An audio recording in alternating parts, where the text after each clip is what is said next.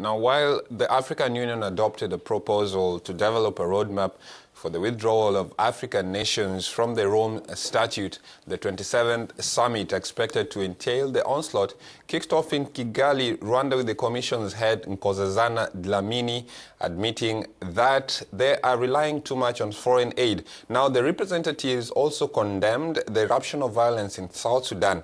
Have a look at this report prepared by Nako Kwabla and Guy Rodriguez.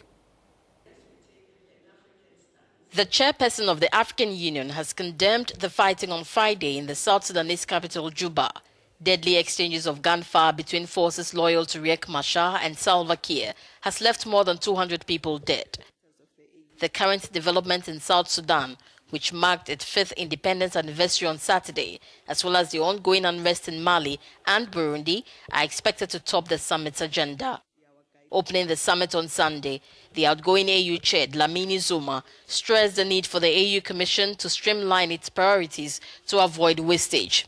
The reality remains that he who pays the piper calls the tune.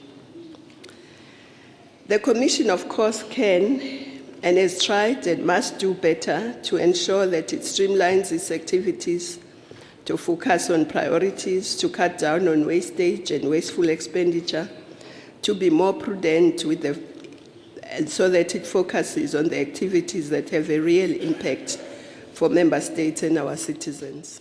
The African Union, which is set to launch a common electronic passport to enhance free movement of persons within the continent, is also expected to declare a free trade zone at the summit. The move is to boost intra-African trade. In 2017, we hope it happens, you will have the continental free trade area. Africa needs to trade amongst itself.